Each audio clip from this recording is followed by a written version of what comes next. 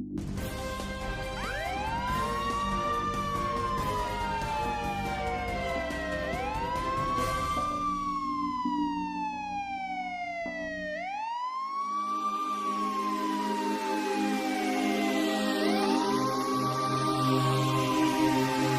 आप अपने अंदर विवेक रखते हैं, संयम रखते हैं, तो बड़े से बड़ी विपत्ति का सामना आप बड़े आराम से कर सकते हैं।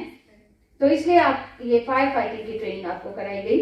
साथ ही साथ मिलिट्री हॉस्पिटल से हेल्थ एंड हाइजीन का लेक्चर देने के लिए बुलाया गया कैप्टन जयश्री अरोड़ा जी को।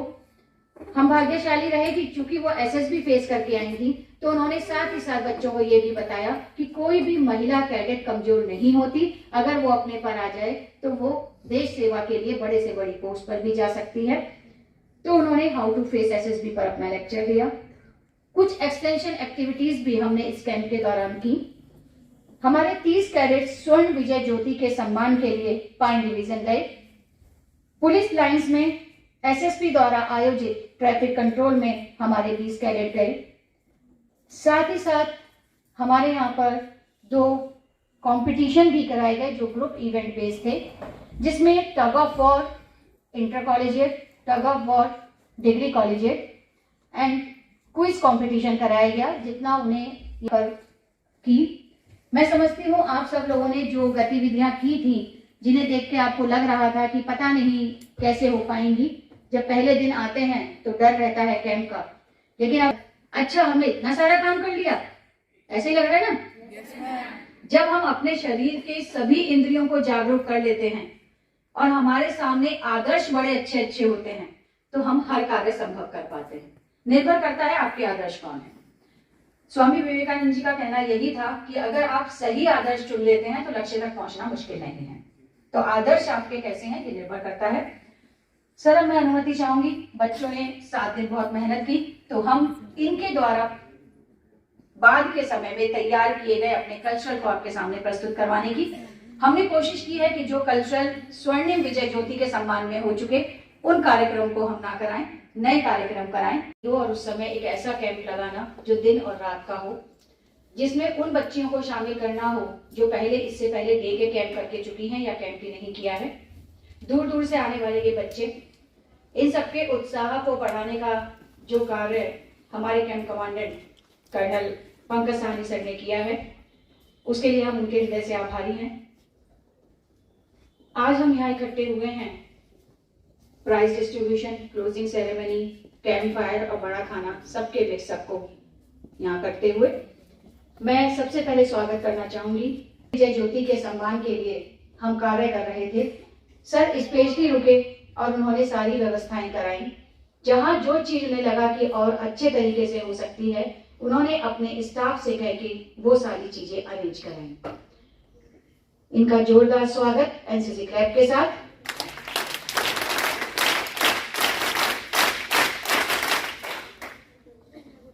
आईआईएमटी के मैनेजिंग डायरेक्टर सर शायद मुझे अभी नहीं दिख रहे हैं, आने वाले होंगे, तो उनका हम तब स्वागत की प्रक्रिया में आगे स्वागत करेंगे। इसके साथ ही सीसीएस यूनिवर्सिटी से प्रो वीसी रहकर यहाँ आए VC IIMT college, IIMT university professor HS Singh sir का भी हम स्वागत करते हैं एनसीसी क्लैप को।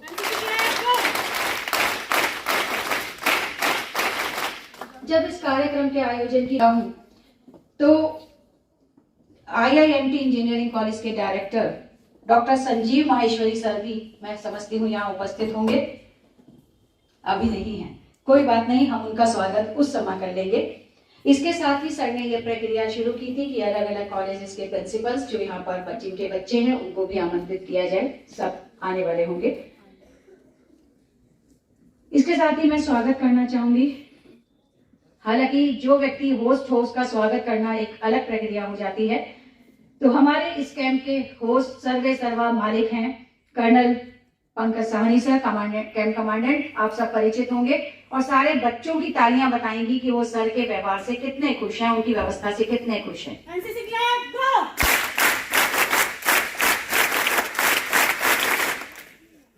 इसके साथ ही इस समय डिप्टी कैंप कमांडेंट सर हमारे बीच नहीं है, कर्नल ए.के. कालरा साहब, लेकिन उनका बहुत सहयोग है, अप्रत्यक्ष रूप से भी उनका सहयोग हमेशा हमें मिलता रहा। मैं IIMT साथ ही साथ जो ऑडियंस और अन्य अतिथि यहाँ पर उपस्थित हैं, सबसे पहले मैं इस कैंप की रिपोर्ट आपके सामने प्रस्तुत करना चाहूंगी। CATC 2 ने यहाँ फायरिंग की, field craft, battle craft, map reading, judging distance, communication, military history, drill, arms drill, ceremonial drill, health and hygiene, NCC and administration, battalion formation.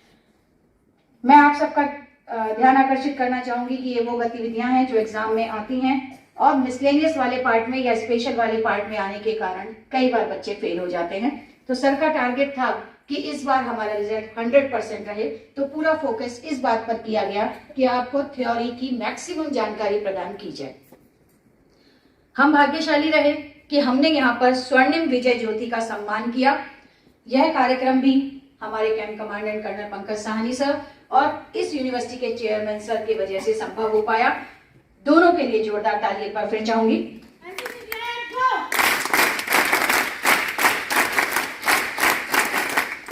किसी कैंप में ये बहुत मुश्किल से संभव हो पाता है कि आप 3 day celebrate, NCC day celebration जिस दिन हम यहाँ आए, मैं बताना चाहूंगी सर आपको कि नवंबर के 4th संडे में हम लोग NCC डे सेलिब्रेट करते हैं। सेकंड था हमारा एड्स अवेयरनेस डे, थर्ड था हमारा पॉल्यूशन डे। हमने तीनों ही यहाँ पर सेलिब्रेट किए, बच्चों को जागरूक किया। हमारे यहाँ पर समय समय पर सेकंड लेक्चर रहा हमारा मिस्टर अविनाश सिंह अलग, जिनका अपना एक स्कूल भी है जहाँ आर्मी बैकग्राउंड से ना होते हुए भी पूरा डिसिप्लिन रहता है। साथ ही साथ उनका NGO है ज्ञानोदय, जो उनके प्रांगण में रहे इतने साल, उन प्यारे कैडेट्स को कुछ शब्द कहकर प्रेरित करें।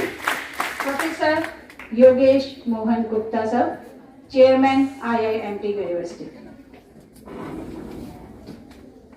धन्यवाद। कर्नल पंकज साहनी साहब, उनकी संपूर्ण ऑफिसर्स की टीम, IIMT यूनिवर्सिटी के VC साहब एवं हमारे बीच में 2 मैं जानता नहीं 2 महिला हैं, उनका भी मैं स्वागत करता हूँ। बाहर से आए हुए जो भी हैं उनका भी मैं स्वागत करता हूँ। और मेरे प्यारे कैडेट्स,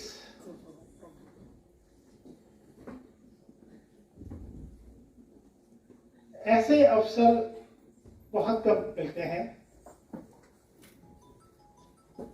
आर्मी में वैसे सभी बहुत अपने कर्तव्य के लिए निष्ठापूर्वक होते हैं,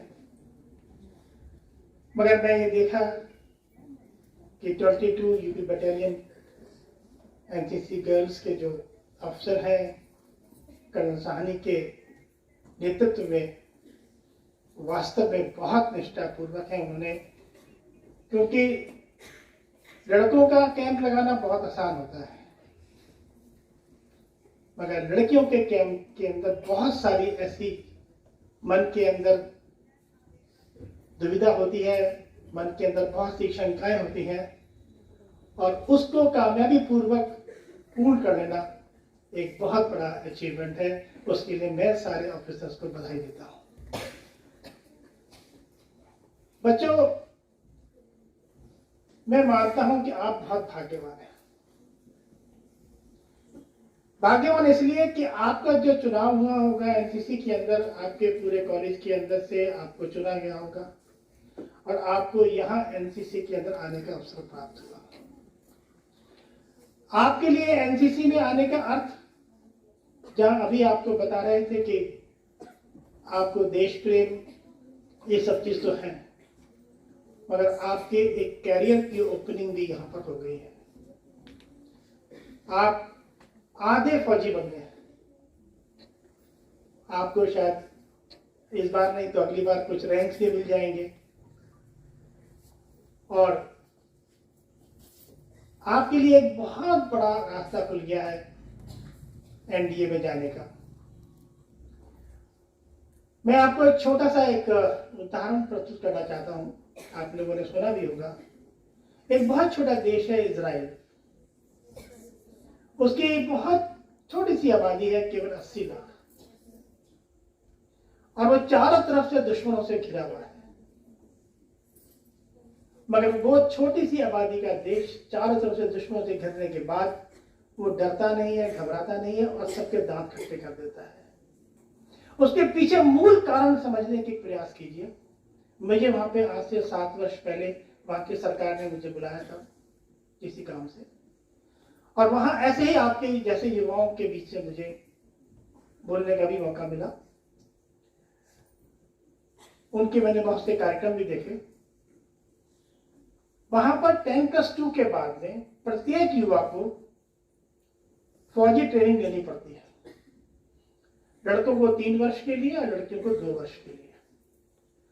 और उस 2 वर्ष के अंदर लड़कियां कोई एयरफोर्स में, कोई नेवी के अंदर, कोई लैंड फोर्सेस में जाते हैं। पाक फौजी हर समय तैयार कर रखे हैं और वो किसी भी चुनौती का सामना करने के लिए तैयार है। उसी चीज को शायद देखते हुए हमारी सरकार ने इस वर्ष न्यू एजुकेशन पॉलिसी लेकर आए। न्यू एजुकेशन पॉलिसी के अंदर अभी पूरी तरह से वो क्रियान्वित नहीं हुई है, मगर उसके अंदर एक प्रावधान ऐसा है कि जहां पर प्रत्येक छात्र को, वो स्कूल का हो या कॉलेज का हो, उसको एनसीसी की ट्रेनिंग करनी पड़ेगी। आपको सबको, आप तो चुनाव से आए हो, मगर जो चुने भी नहीं जाते हैं तो सरकार का उद्देश्य यह है, उसके पीछे बहुत से कारण हो सकते हैं, कि हमारे पास भी एक समय आने के बाद में हमारा प्रत्येक युवा एक फौजी बन जाएगा। अत्याचार होते हैं हमारे देश के अंदर, इसमें कोई शंका नहीं है। अगर इजराइल के अंदर मैंने देखा, रात को मिडनाइट के अंदर 12 बजे 1 बजे कोई लड़की अकेली जा रही है और उसको कोई आंख उठाकर भी नहीं देख सकता, और उसका सिर्फ एक ही कारण है कि उसके पास में इतनी शक्ति है, उसके अंदर इतना आत्मबल है कि वो किसी भी चुनौती का सामना करने के लिए तैयार है।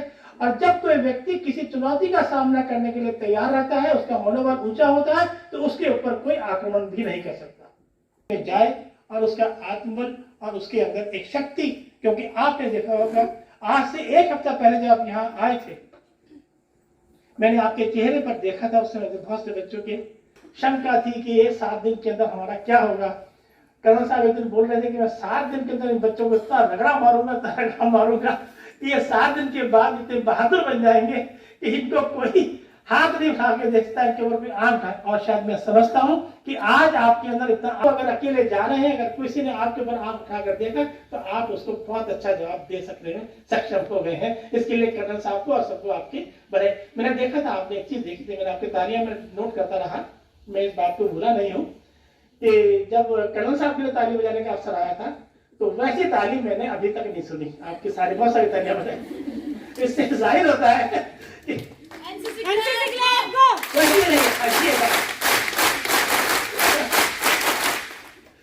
ये चीज है। इसलिए आप मेरी बात पर मोहर लगा रहे हैं कि कर्नल साहब ने आपको अपने बेटियों की तरह से किस तरह से ट्रेनिंग दी है और सबके साथ कितनी ट्रेनिंग दी है।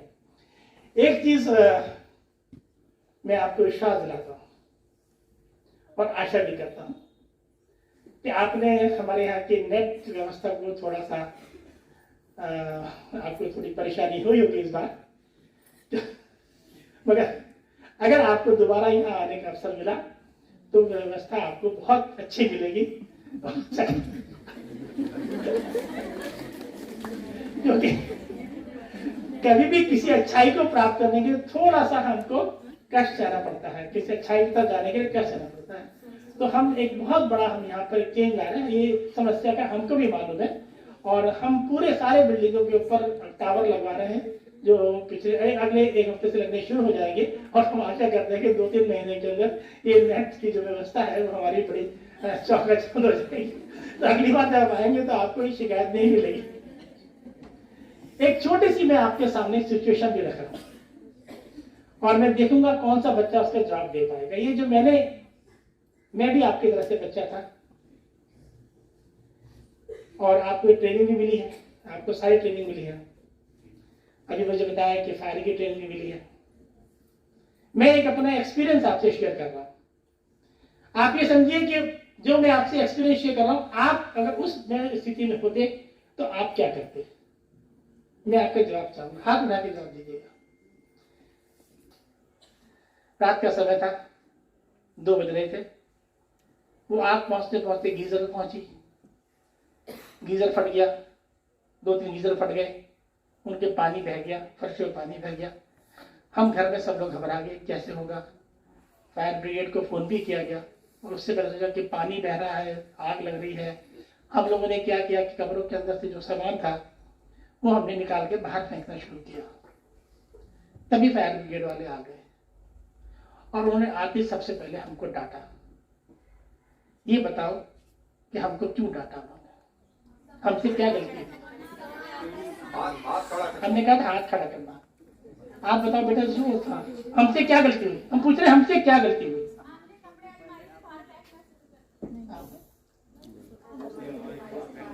अलमारी से बाहर फेंके, शाबाश। एक और आप बताए, उधर इधर बताइए। सर आप घबराए, आपको घबराना नहीं चाहिए था।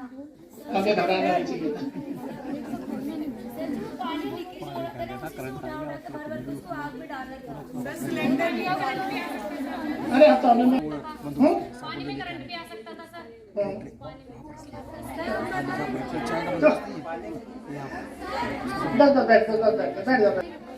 ऐसे समय में सबसे पहला काम ये करना चाहिए कि आपको मेज पर जाकर अपना पावर ऑफ करना चाहिए, जो हमने नहीं किया था।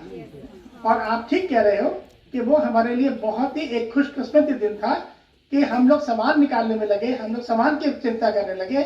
हमने ये नहीं सोचा कि यहाँ नीचे पानी है और इसके अंदर करंट फैल जाएगा तो हम सब लोगों का क्या होगा। तो इसलिए कभी भी ऐसी स्थिति में थोड़ा सा संयम रखिए और उसके तरह से हमें काम करना चाहिए। इसलिए मैंने ये क्वेश्चन किया था कि पहला हमने क्या गलती की। हमसे गलती यही हुई थी कि हमने पावर्स को ऑफ नहीं किया। और इसीलिए जब फायर ब्रिगेड वाले आए, जब उन्होंने ये स्थिति देखी तो उन्होंने हमको बहुत डांटा कि आप लोगों ने ये क्या किया। आपने इनके ऊपर ईश्वर की बड़ी कृपा हुई कि आपने करंट आपको नहीं लगे, और आपने करंट अगर फैल जाते तो शायद परिवार का कोई भी सदस्य बच नहीं पाता। तो ये है थोड़ा सा आपको सीखने की बातें हैं। आशा करता हूं कि फिर आप दोबारा यहाँ आएंगे और जीवन के अंदर आप बहुत सफल बनेंगे। और कभी आप लोगों में से मौका लगे तो हम पता नहीं हमारी उम्र कितनी है, मगर मुझे अच्छा लगेगा आप में से जब भी कोई भी आर्मी में सिलेक्शन होंगे, क्योंकि अब तो भारत सरकार ने महिलाओं के लिए आर्मी के सब तरह से दरवाजे खोल दिए हैं।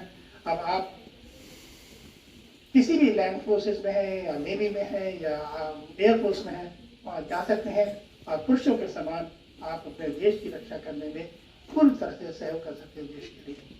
ये एक बहुत अच्छा कदम है और आपके सुंदर और सुनहरे भविष्य की कामना करते हुए आपको बहुत बहुत शुभकामनाएं देता हूँ। बहुत बहुत धन्यवाद।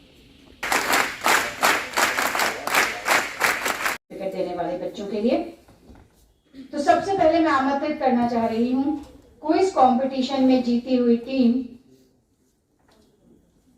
आ गया। तो उन्हें कैंप में पढ़ाया गया था, उसी से संबंधित क्वेश्चंस उनसे पूछे गए थे, जिसमें 2 बच्चे डीएनडीसी के थे, एक बच्चा आरजीपीजी का था और एक बच्चा जीएनजी का था।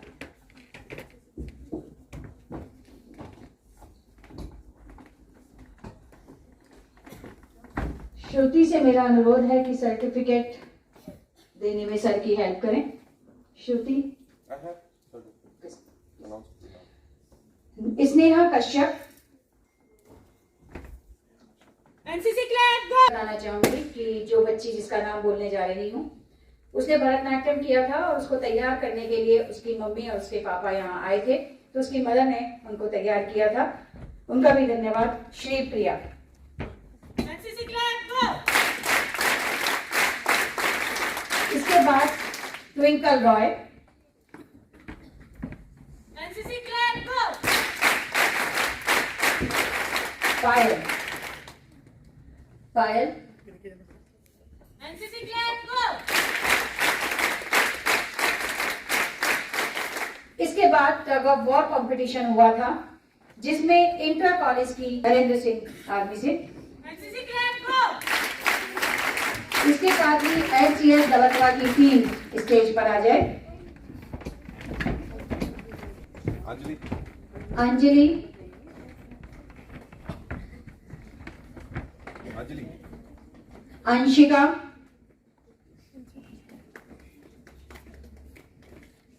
हिमानी शर्मा, हिमांशी शर्मा, हिमांशी, लेते जाओ जल्दी जल्दी। खुशी,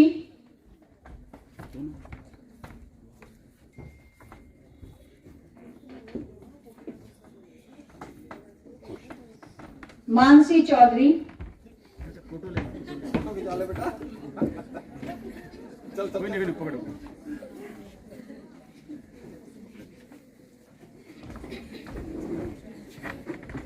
मानवी, साहब नाम खुद बोल दीजिए आप। उसी में से जो आपका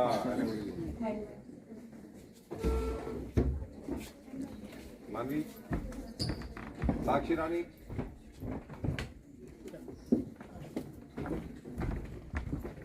संजना,